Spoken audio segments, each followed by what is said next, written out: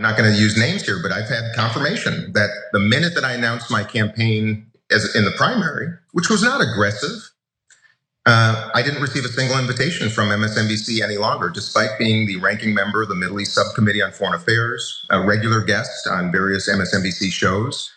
Not a single invitation. Former Democratic congressman and primary challenger to Joe Biden, Dean Phillips, had some harsh words for MSNBC this week and even claimed to have been blacklisted from the network. Cenk, you used to be a host on MSNBC and have spoken out against them and their treatment of you in the past. What are your initial thoughts here? Well, I can confirm I am definitely blacklisted at MSNBC. And so MSNBC does have a blacklist.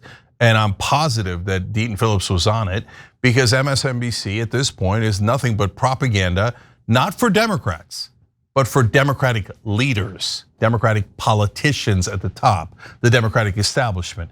If you are a Democrat like Bernie Sanders, they'll rip your face off. They'll call you everything in the world. They'll imply you're racist, sexist, etc. Right? But if you're Dean Phillips and you're challenging Joe Biden, persona non grata, blacklisted. So that's not journalism. It's not even close. It's not news. So if MSNBC says, look, guys, we're just doing propaganda for corporate Democrats, then I can live with it. No problem. At least truth in advertising. And obviously we ban anyone who dares challenge them. Even Dean Phillips, who is not really a progressive at all, right? He's a moderate Democrat in Congress. We'll even ban him, okay? So just say it, just admit it. By the way, MSNBC, are you gonna answer him or are you not gonna answer him? Was he banned or was he not banned? You know he was banned. You know I'm banned. No, we're the elites, we're MSNBC. We don't have to answer anyone. Well, all right, enjoy your ratings.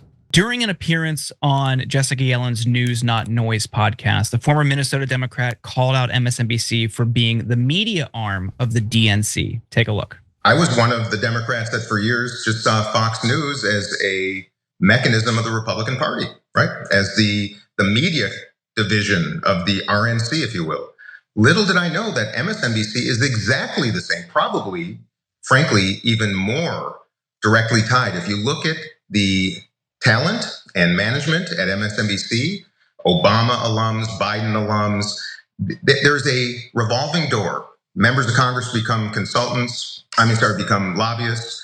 And former administration members go on to media. Look at Jen Psaki. You can just look down the list. The minute that I announced my campaign in the primary, which was not aggressive, I didn't receive a single invitation from MSNBC any longer, despite being the ranking member of the Middle East Subcommittee on Foreign Affairs, a regular guest on various MSNBC shows. Not a single invitation until the morning after the South Carolina primary, which was by design. That was Joe Biden's strong turf. And I was relentlessly attacked that next morning. Dean Phillips told Politico in January of last year he was being blackballed by MSNBC specifically. I'm appalled, I'm disappointed, I'm disgusted that professionals who ostensibly have committed their entire careers to sharing truth and to providing facts and to sharing information with American voters are fundamentally avoiding their responsibilities. Right media has been more than invitational. I don't think there's an MSNBC viewer that even knows that I'm a congressman because what's being portrayed is designed to prevent that education. He added, I do know of specific cases where representatives of the Biden campaign have been very clear to others about trying to not attend events of mine, to not support me, and to not platform me. It's almost antithetical to democratic principles, which include debate, deliberation, and ultimately compromise. And when the Biden team was confronted by Politico with those rumors, a campaign spokesperson just replied with, quote, LOL. Now, Jackson, before we wrap, let's bring you in here. What do you make of what Dean Phillips is saying here? I mean, it's the truth, and just in general, I mean, think about like right after the election and how news outlets, whether it's the Washington Post, MSNBC, the people that they ended up letting go, or what was denied, like in the LA Times, different types of articles. You can't write these because it challenges the administration in some form or fashion.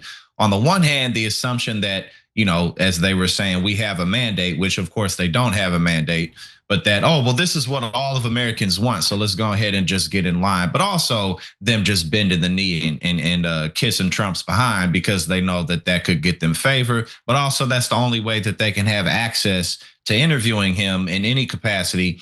I mean, look at the press room. They got these right-wing online news shows in there. And more, they just don't want to be questioned or challenged in any way. So they're just capitulating as much as possible, and there's no denying it whatsoever. Yeah. So a telling quote in there was, he said, their viewers probably don't even know that I'm a Democratic congressman. That's not by accident. They make everyone who runs in a primary against a corporate Democrat seem like they're a Republican. Like a great example of it was Nina Turner's running in Cleveland. She's running against Chantal Brown. She has a huge lead, by the way. Then AIPAC and crypto bros come in and start spending $4 million against her. But that wasn't her main problem. Her main problem is mainstream media, because mainstream media took her quote where she said, voting for Biden's like eating a half full of crap, a half full bowl of crap. Voting for Trump is like eating a completely full bowl of crap, right? So Trump is twice as bad, definitely worse, an entire bowl of crap, right? The media never said the second part. They only said the first part. Nina Turner says voting for Biden is like eating half a bowl of crap. And every time they implied she was a Republican. When I ran for Congress, you should see the New York Times, LA Times, CNN articles. If you read those, you'd think, oh, this guy is deeply Republican. He hates Muslims, doesn't mention I'm Muslim, et cetera, et cetera. Like, they paint progressives, populist outsiders as if we are against Democrats and we are Republicans or right-wingers, because they're liars. Now, what I'm gonna do is in the bonus episode for our members, I'm gonna tell you a couple of amazing stories of my time at MSNBC. And one time where we had this comical exchange about when I was allowed to criticize Obama. And that'll tell you anything you need to know about MSNBC and mainstream media. So tyt.com/join to become a member, or hit the join button below if you're on YouTube, and we'll see you there. Every time you ring the bell below, an angel gets his wings. Totally not true, but it does keep you updated on our live shows.